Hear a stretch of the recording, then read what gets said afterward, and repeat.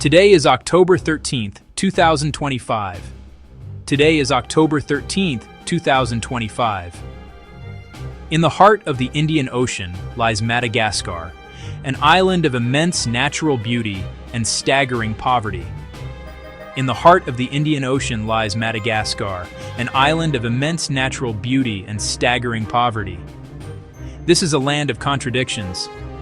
It is a place blessed with rich soil, rare minerals, and unique wildlife, yet its people suffer from a profound lack of basic necessities. For too long, families have endured without consistent access to clean water or reliable electricity. The struggle to make a living is a daily reality for millions, a stark contrast to the wealth being extracted from beneath their feet.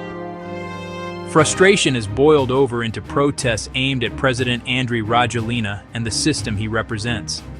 The crisis is not new, but the response is. A generation of young Malagasy people has risen, unwilling to accept the future they have been handed. Madagascar is not a poor country. It is a country of poor people. This distinction is crucial to understanding the anger fueling the protests. The island is a geological and biological treasure chest. It holds significant deposits of nickel, cobalt, ilmenite, and graphite, minerals essential for the global green energy transition. It is also famous for its precious stones, including some of the world's finest sapphires. Its biodiversity is legendary, from the iconic baobab trees to countless species of lemurs found nowhere else on Earth, a natural heritage that is a global asset. Riches extend to the sea with abundant fisheries. The island is the world's leading producer of vanilla and forests with precious hardwoods, much lost to illegal logging. People watch the wealth leave their shores. For millions in Madagascar, life is a constant grinding struggle defined by what is missing. The most glaring absence is reliable electricity. In the cities, neighborhoods are plunged into darkness for hours every day due to delestage, rolling blackouts. This isn't just an inconvenience. It is a barrier to progress and safety. Children cannot do their homework at night. Small businesses are forced to close. Welders, tailors, local economies strangled. Hospitals work under immense pressure. Power cuts can endanger lives during surgery and compromise vital medicines. The quest for clean water is an all-consuming task. Taps run dry for days. Families trek long distances, often to unsafe sources.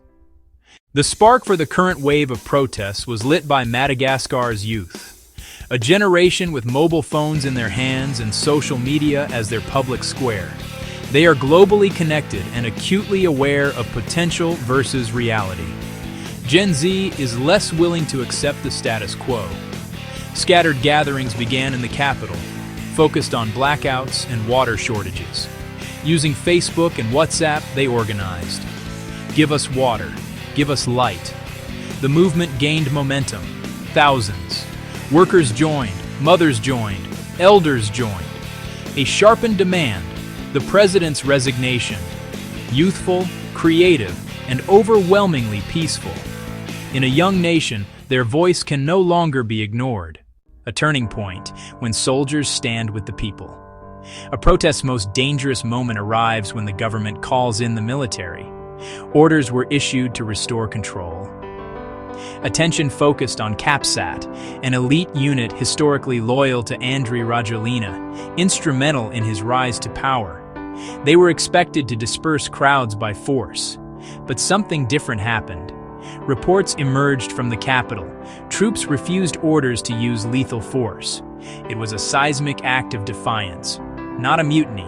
Human choices by neighbors, relatives, fellow citizens. The gendarmerie also showed signs of breaking ranks, vowing not to repeat past mistakes. Instead of confrontation, a protective buffer. Weapons lowered.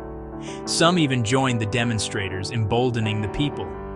A soldier is also a citizen, sharing the same hardships and hopes. To understand refusal, listen to their stories. Jean, a young corporal in the gendarmerie. He grew up in a rural village, joined to support his family, sending most of his pay home. His mother walks 2 kilometers for water. His sisters want university, but fees and blackouts block their path. On deployment, he saw not enemies, but the faces of his family's struggle. His mother's burdens echoed there. A veteran commander spoke of duty, to protect the people. We will not make that mistake again. Small human acts dismantled barriers, strength in restraint. Jean chose peace and the people. Events in Madagascar are not a vacuum. They reflect a larger story resonating across the continent. For decades, foreign firms extracted vast resources with gains flowing abroad and to a small connected elite. Countries are left with damage, social disruption, and a pittance in royalties. Young people from the Sahel to southern Africa question a neo-colonial model. They see gleaming skylines built in part with African resources and compare them to roads and homes without power. Resource sovereignty is the call. Keep value at home. Process, employ, profit locally. A hopeful model, militaries protect the people's will, not replace civilian rule. This is a focused movement with a blueprint. Key demands: water and electricity, fair resource deals, jobs, and an end to corruption. First, end the energy and water crisis. Keep the lights on, deliver clean water to homes, and modernize Jarama. Second, publish and renegotiate unfair contracts, fishing deals too, and logging agreements. Prioritize local jobs and community funds with strong environmental safeguards. Third, create jobs and opportunity at home, invest in education and skills. Finally, end corruption and impunity. Build a transparent system that serves the public first. Hope is born from hardship. A nation stands to say, enough. Unity of youth and restraint of soldiers creates a historic possibility. Not just protests against blackouts, but a call for a new dawn where every child has clean water, every student has light, and every family can thrive. Madagascar is at a crossroads. Exploit or empower. The people choose fairness, justice, and sovereignty.